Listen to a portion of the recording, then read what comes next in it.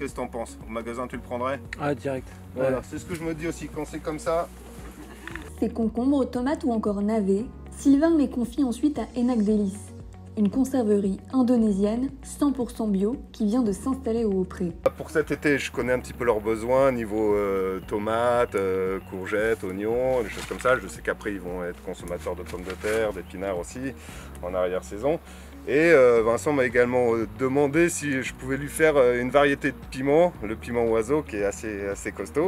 Donc je l'ai lancé, on va voir le résultat. Cercle vertueux parce qu'en plus ça comprend un bilan écologique neutre en carbone. Hein, voilà, ça sort de mes serres, ça va dans les labos là-bas. Voilà, c'est le respect de tous les maillons de la chaîne. La conserverie a besoin de grosses productions. Donc ici, ça peut être un intérêt pour nous de pouvoir écouler quand on est en surproduction ou même faire des cultures spécifiques nécessaires pour Enak Delice. Les 4 mains de la marque s'affairent à créer des recettes uniques tout en limitant les émanations de CO2.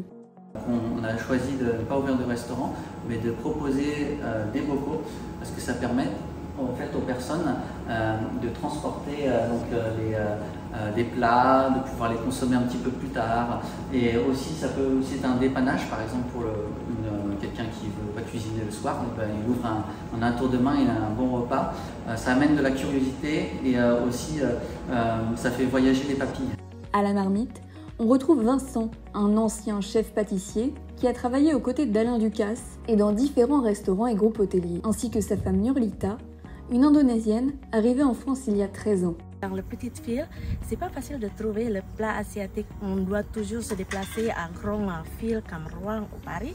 Nous justement venir ici pour proposer pourquoi pas tout le monde peut goûter sans besoin de déplacer, aller loin et avec notre produit certain local et bio. C'est pour ça on dit non, on va lancer le plat indonésien ici.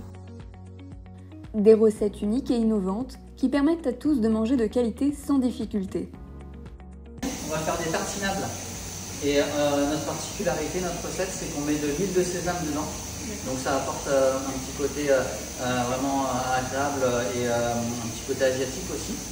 Et donc on met aussi des épices.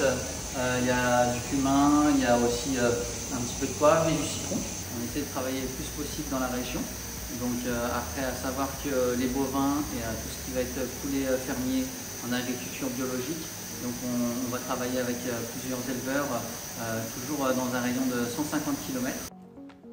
Afin de limiter au maximum les déchets, les bocaux utilisés sont nettoyés par Idéver, à 2 pas de leur laboratoire. Bonjour.